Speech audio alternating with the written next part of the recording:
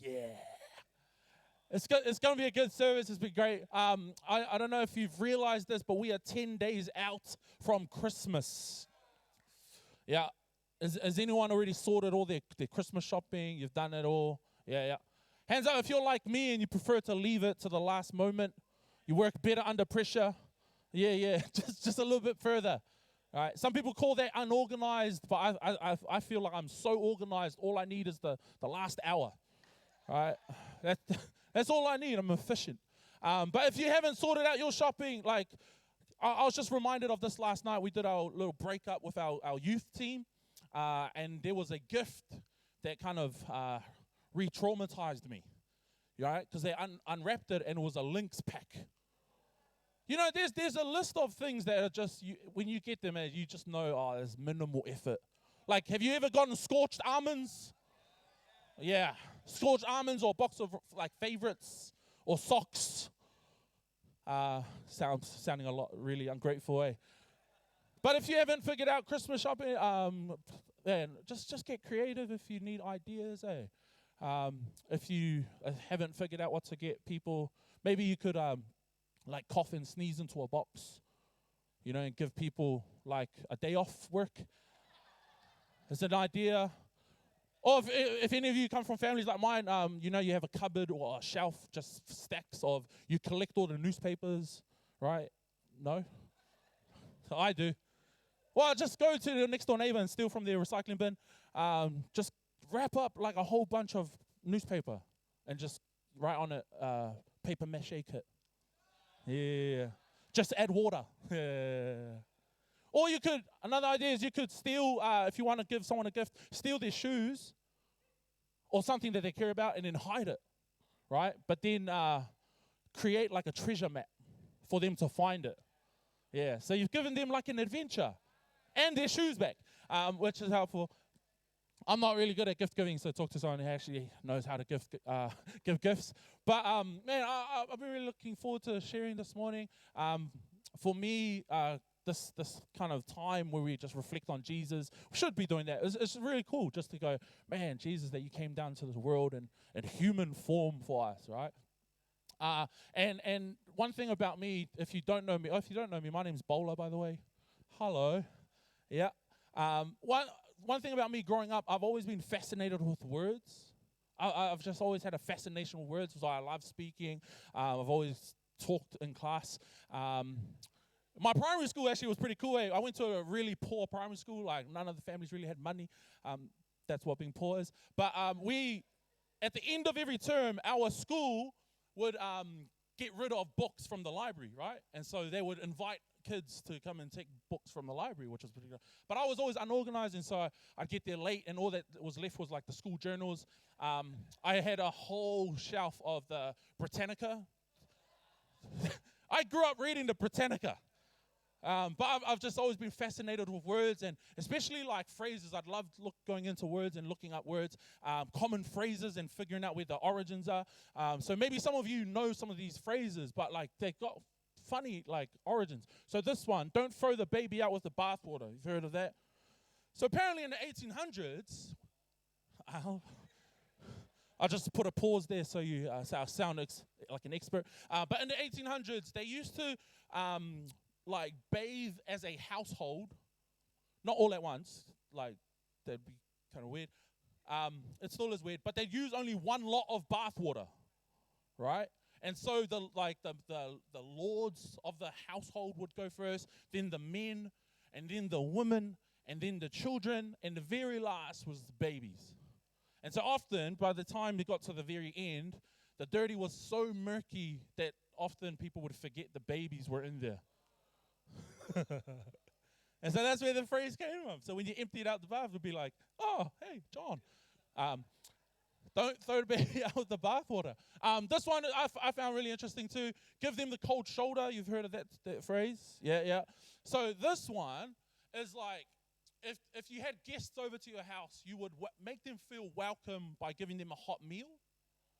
But if you had someone that wasn't welcome at your house, you would give them like a cold slice of meat to let them know, all right, you can eat, but I'd prefer if you weren't here. How funny is that, eh? All right, so if at Christmas you got family there that you're not, too fond of, just throw like some shaved ham at them, and hopefully they get the idea. But there's this recent word that I learned about. It's a German word, which is, okay, throw that word up. I've been practicing this. Verschlimmbesserung. Are there any Germans here? Good, because I don't want you to fact check me. So Verschlimmbesserung, the meaning of Verschlimmbesserung means, now what it means is an attempt to make something better, but in doing so you make things worse. It's a good word, eh? Verschlimmbesserung. So we finally got a word for my life. Now, I'm sure many of us have had experiences like this, where you've made an attempt to make things better, but in doing so, you made it worse. You know what I mean? Like, if you are in a relationship, I'm sure you found yourself where you've said something stupid, and you're trying to dig yourself out of the hole, but you just make the hole even bigger. That attempt, right? I remember one of the first times I met my wife, and the interactions we're having, I was trying to impress her. We weren't together at the time. But she asked me, what's one of the things you like about me? Which is a dangerous question, right? And in an attempt to say a nice thing about her, I said, I like that you're massive. Referring to how tall she was, because I like that we were kind of the same height. And she looked at me like, massive? And so now I'm trying to I was like, you're as big as me. And I just got worse and worse. Hey, horrible. That's Verschlimmbesserung. Or have you ever had a loose piece of skin on your fingernail? You know that? And you're like, I need to get rid of that. And so you go to peel it off, but it just doesn't come off straight away. And you end up pulling off the whole skin of your arm.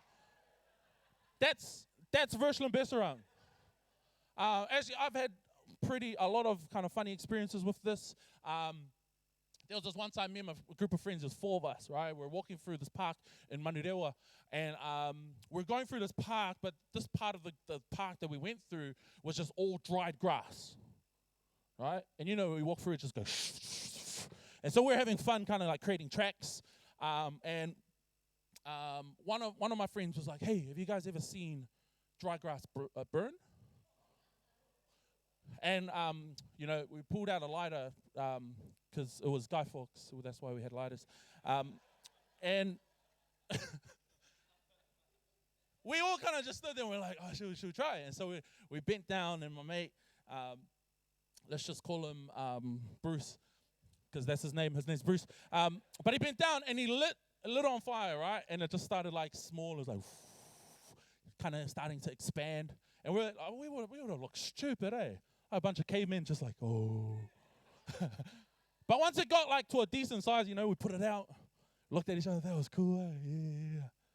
And then we do it again? Yeah. So we lit it up again, and we let it go a bit bigger this time. We go, oh, put it out. And then you should never do something a third time, is what I've learned. That's when things go down, right? So we go, should we do it again? And so for the third time, lit it, and we let it get a little bit bigger, right? We go, oh, put it out before it gets too big. Literally, just as we're about to stamp it out, this gush of wind came and hit it. All right, and all these embers started flying in. There's a little fire there, little fire there, little fire there, little fire there. And so now we're freaking out. We're like, oh, what do we do? One of my other mates, the other mate that was there, his name's Sakalia. He's not all there. If you met him, you'd understand. But his instant reaction was he took his jumper off and he just starts whacking it. And then it spread the fire even more, right? And so now we've got big fires all around us to the point we can't control it. And so we're looking at each other, freaking out. We're like, what do we do? And so we ran away. I know, it was horrible. It did manage to get onto the Manurewa Courier. But I'll leave that story there because I can feel just my respect levels dropping. But this is the word. We all understand this idea, right? Verschlimmbesserung, right? And so I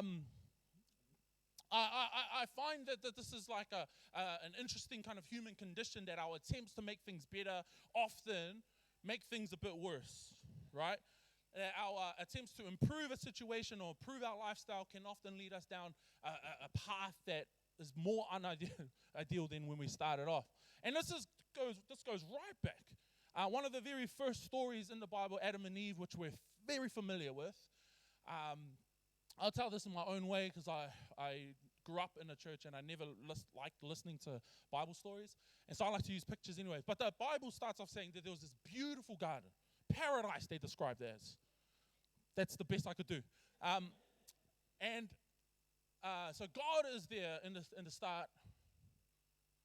Work with me, Sean. Let's go. And he creates Adam, right? And then they start having this interaction, and God's like, hey, Adam, so I just made you and stuff. Adam's like, cool story, God. And he's like, this is going to be pretty sweet. We get to hang out. Oh, come on, man. Go back. Let me just check on my, are you right, man? We good? Yeah, cool. This is going to be pretty sweet. We get to hang out, and we will all be happy forever. Just one thing you should know, don't eat apples from that tree. You'll probably die. He's like, sounds good. Hey, God, I'm a bit lonely. Can you make me a special someone? God's like, oh, of course, mate. I just need one of your ribs. And then God creates Eve from Adam, right? And so Adam and Eve are there. The Bible says and a man and his wife were both naked, and they were not ashamed. But this is a family church, so we can't show any of that. So Adam and Eve are there, right? And God's there too. He's pretty stoked, right? He's like, pretty sweet garden, hey, Adam and Eve. I'm just going to go over there for a bit and don't touch that tree. Nah, you won't. I trust you. Right? And so Eve is there by herself, and the Bible says that the enemy, the serpent, comes through. I couldn't really find a good enough snake, so we're just going to use this guy. So he's the serpent, right? He's like, hey, Eve, touch the tree. I just imagine like the snake would have had a lisp.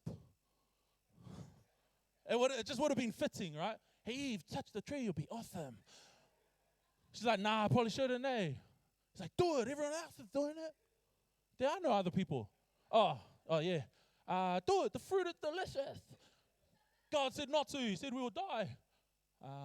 So he's trying to figure out, how do I peer pressure? It's not working. Digs deep. Are you scared? Yeah, Eve's like, no, I'm not scared. God just said, nah, it sounds like you're scared. I bet Adam wouldn't be scared. And she's like, okay, I'll eat it. That's not really what happened. But basically, she gets tempted, ends up eating, and then Adam also gives in as well. And in there it says that the eyes of both of them were open, and they realized that they were naked. So they sewed fig leaves together and made coverings for themselves. And then the man and his wife heard the sound of the Lord. And so God approaches, right? God was off doing his own thing while this is happening, starts making his way through. He's like looking for them. Adam, Eve, hello? Yo, Adam, Eve, where are you? And they're hiding in the bush, right? He's like, I'm just hiding in this bush and stuff. He's like, what? Why? We heard you coming and we were embarrassed because we're naked. The guy's like, what? Who told you that? And he figures it out. Wait, did you eat from that tree? He's like, no. Jokes. Yeah. He's like, oh, what have you done? And then this is the part that kind of, because this is that Verschlum Besserung word I was talking about, right? It says that the eyes of both of them were open and they realized they were naked, so they sewed fig leaves together and made coverings for themselves. That this is an attempt to improve a bad situation, an attempt to make something better, but in doing so, things just actually, you distance yourself, you made things worse. And this is like, as I said, I think this is part of just the human condition, our attempts to improve and on our own, do things on our own way. We, whether innocent or not, we try and improve our situation because maybe you're feeling unhappy or you're feeling lonely or you're in a place where just your heart longs for something more, and you reach into like your knowledge and your experiences and try to find anything that's going to help you feel better or move forward. I know this, like definitely for me, I remember in probably the very first memory I can think of this issue happening was in primary school. We're all familiar with the Weet-Bix triathlon. Yeah, and so we were gearing up for this in my primary school, and I had a bit of a reputation of being like a know-it-all and super talented. I was so good at everything. This is other people's words, right? It's not me. But but most teachers knew that I was a pretty smart kid and I was quite talented. And so I'd often try and compete to win because I loved being like the number one. And so when it came to our triathlon, I wanted to win this race. And our teachers did a little practice run, set it up. We did the run first, and then we did the swim part. And then I had built up quite a decent lead. I ran back, and I was in front of everyone. I got to the row of bikes. No lie, this was the weirdest thing that happened. I got to the row of bikes, and I just froze. And I remember my teacher standing there, and her name was Mrs. Winstein, and she looked at me. She's like, hurry up, Paula, people are going to catch up. And I was just frozen. And she's looking at me. She's like, hurry up, hurry up, hurry up. I looked up at her, and I was like, Miss, I can't ride a bike. I'd never touched a bike up until that point, eh? I don't know why I didn't even think about it. They told us there was a part where we had to bike. And I was like, I'm going to win the race. But I froze, and I stood there. I was like, I can't ride a bike. I've never ridden a bike. And she was like, are you serious? I was like, yeah, I don't know how to ride a bike. And then she started laughing. And then she yelled out to a couple of other teachers, right? And they came over, and she was like, look, Paula can't ride a bike. And these are the words I remember because as a kid, this really scarred me. She said, we finally found something he's not good at. And that was probably the first time it happened. Probably one of the most significant moments was in year 7. After our school prize giving, I was so excited to go home because I had a few awards. I had first for maths, first for English, second for music, second for art. And I got home with like these Duffy books and certificates and a trophy. And I gave it to my dad, right? And I was like, Dad, these are all my awards from prize giving.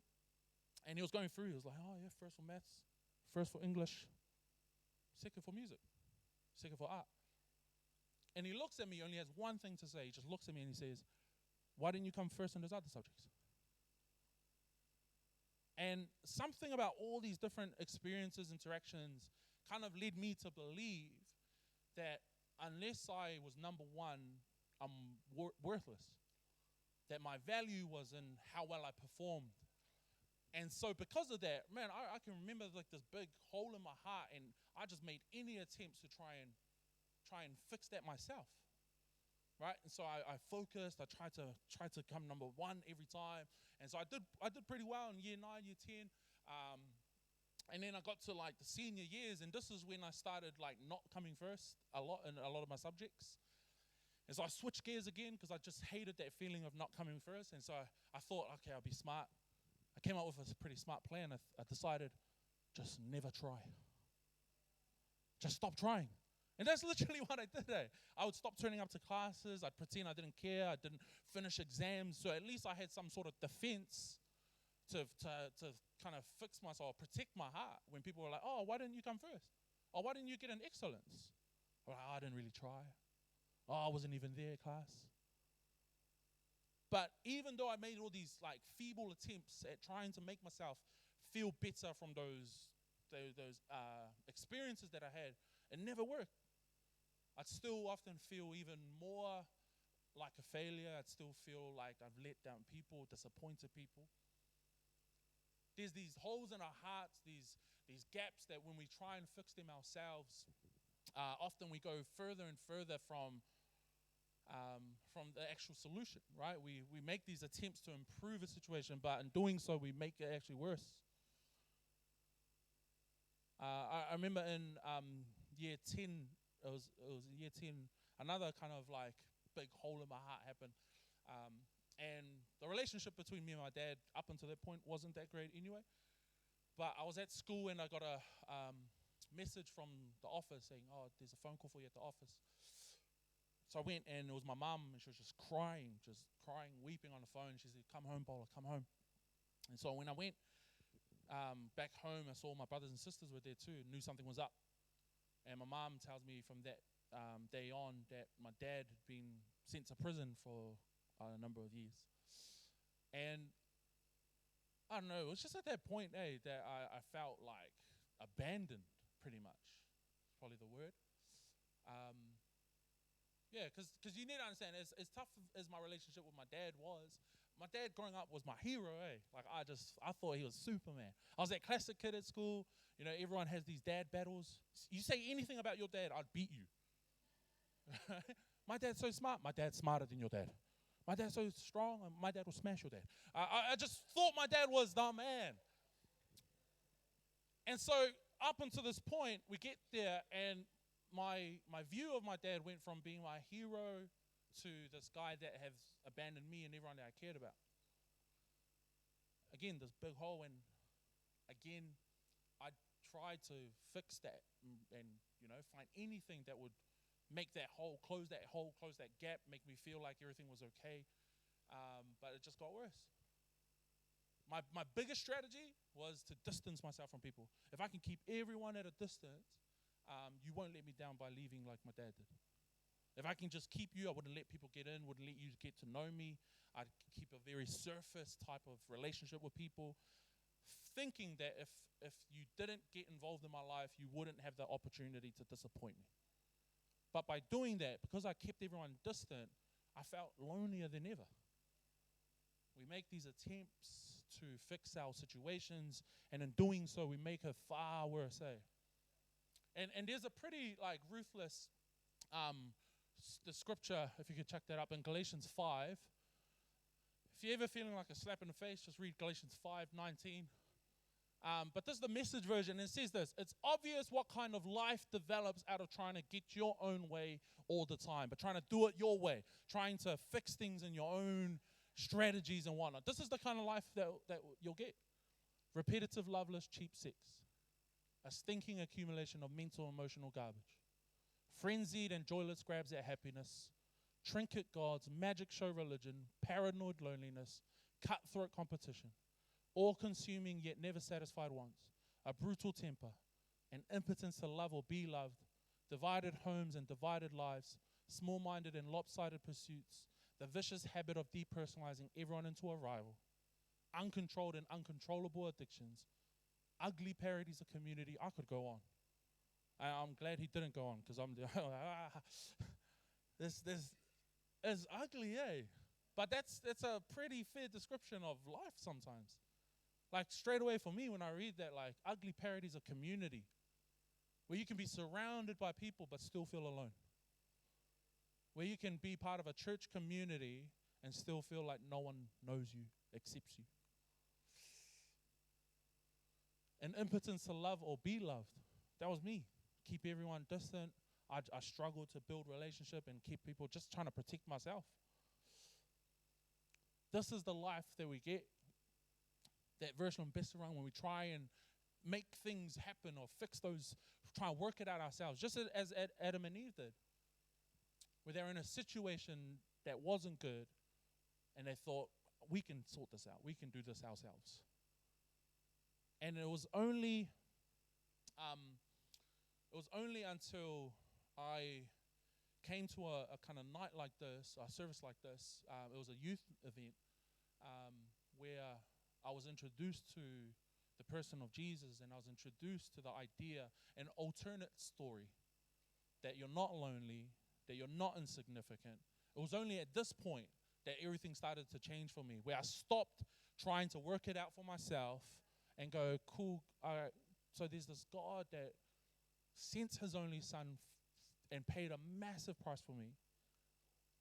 And there's a God that is so desperate for connection and relationship that he wants to lead me, not as a person that, trying to kill the joy, but because he knows the safe ways. And it was only from that point in 2008 onwards where I was like, cool, I'm gonna give this a go. And ever since then, I haven't turned back, because I've tried working things out in my own way. And as I said, the attempt to make things better just made it worse and worse and worse. And it was only until I kind of gave my heart to God and said, Jesus, direct me. Jesus, I want to follow your way, that I actually discovered other truths about my life. And I got to look back over all those experiences for a new lens. And I love that when God is walking through and he's looking, because Adam and Eve have tried to fix it themselves. He says, what have you done?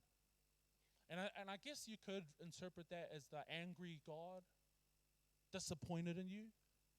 But now every time I hear that, I just hear the heart of a father.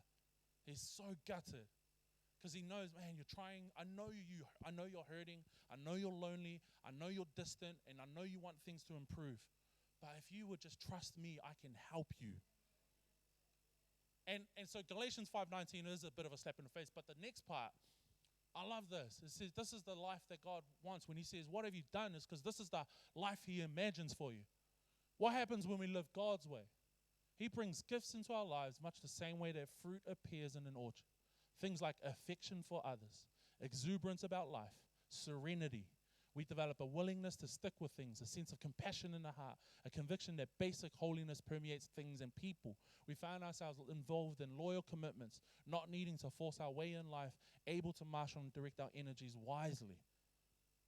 God's got this idea of a great life for you. And the tricky thing is that you trying to work it out yourself will not get you there. But if you trust him and give your heart to him and let him direct you and guide you, things really can improve. So when God is like, what have you done? He's gutted. Not because you've made a mistake and you've tried to make things better for yourself, because he understands that with him and in his hands, he can really help fix things for you. This is one of my favorite quotes.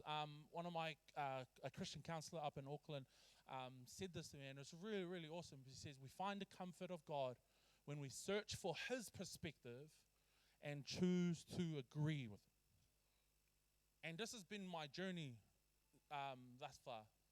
As every experience that I've had to reimagine it or look at it with a new lens, a new filter. So I'm asking God, what is your view of this? So that when I accepted Jesus into my heart, I used to think I was insignificant, that only if I came first that I had any worth. But I understand now, man, a high price was paid for me. I'm a child of God. I'm a son. And I understand that regardless of my performance, I have value. I used to feel lonely, but now I understand, man, as even if I find myself in disappointing situations or even let down by people, that just at the positioning of my heart, I can feel God as close to me as the air that I breathe. That's been one of the most reassuring things out. When we search for his perspective and choose to agree with it, that's when you will find comfort. In other words, and this is found in John 8, right, is that if we know the truth will set you free. And just kind of as we do draw to a close, I think a lot of the issue is that we don't know the truth. Not just the truth as Jesus, but the perspective of God. Maybe you've heard tellings of God's story and of who Jesus is in another light, as a judgmental God, as a people that are looking to punish you for things that you've done. But that's not true. And I love the Bible because the Bible is really just a love letter to you. And I'd like to just finish this in a kind of different way and read you like a love letter from God. Just a whole bunch of scriptures. And I've reworded it so that it sounds like a love letter, but if you just open up your heart, maybe while I've been speaking, it resonates with you. You understand that attempt to make things better, but in doing so, you've distanced yourself even more, that you felt lonelier, you felt more disappointed, you felt more rejected, you felt more insignificant. Let me just read these words over you, and I pray God's peace and God's love would just wash over you, and you would feel just the love of God. You may not know me, but I know everything about you. I know when you sit down and when you rise up. I'm familiar with all your ways. Even the very hairs on your head are numbered. For you are made in my image. In me you live and move and have your being. For you are my offspring. I knew you even before you were conceived. I chose you when I planned creation. You were not a mistake, for all your days are written in my book. I determined the exact time of your birth and where you would live. You are fearfully and wonderfully made. I knit you together in your mother's womb and brought you forth on the day that you were born. I have been misrepresented by those who don't know me. I'm not distant and angry, but I'm the complete expression of love.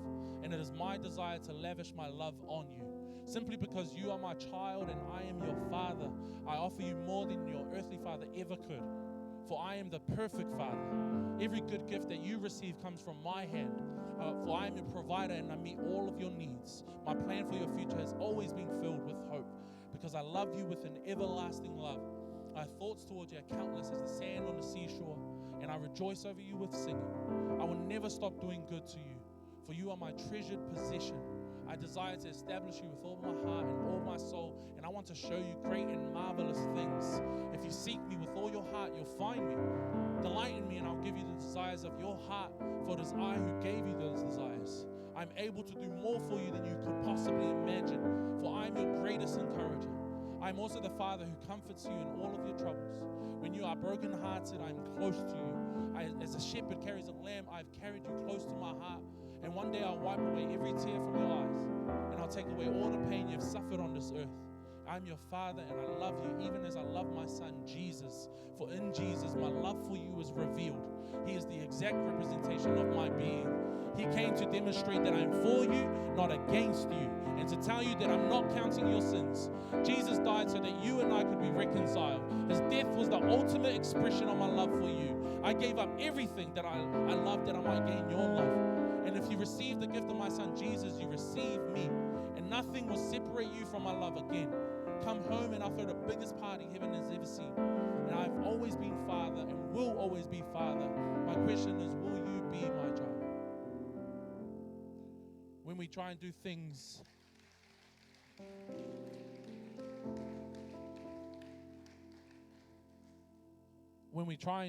our own way, I just feel like God's gutted, man. Because he knows of the love and of the amazing life that he wants and dreams for you. And his hope is that you would trust him with your heart and your life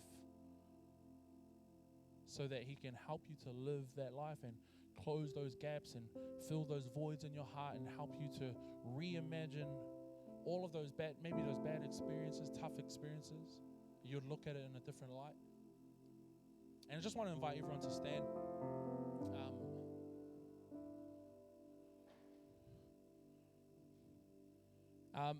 Maybe while I've been speaking, this has resonated with you, and I know that in the room we have people kind of all across. Maybe this is just nothing new to you, and you've been in church a lot. Cool. I pray you're reminded of God's love for you afresh. Maybe you've never been into church or a setting like this. Maybe you've heard other tellings of who Jesus is. Maybe you have been to church and you decided, like, nah, that's not for me. But with every eye closed and heart open, I'd just like to give you another opportunity. This is something we do here at Equippers Church because we value this decision above all. And it's a re-establishing relationship and connection with Jesus. And if this morning you know exactly what it looks like to try and figure out your life in your own way, and it hasn't led you down good paths and things have gotten worse or nothing's improved, I want to even challenge you and give Jesus a shot. Over 10 years I did and haven't turned back, and I don't plan on turning back because it works. And so if you're here this morning and you don't have a relationship with Jesus, or maybe your relationship with Jesus isn't as healthy or tight as it should be, I'd like to just pray with you. And so the reason I've asked everyone to close their eyes is just give you some privacy. But I want to count down from 3, and if that is you, I just need you to chuck up your hand, just as so I know who I'm praying with. Just me looking around. But if that's you and you want to go, cool, I want to stop trying to make things better in my own way, and Jesus, I want to try your way. God, I want to invite you into my heart. If that's you and you want to pray this prayer with me, why don't you chuck your hand up? 3, 2, 1.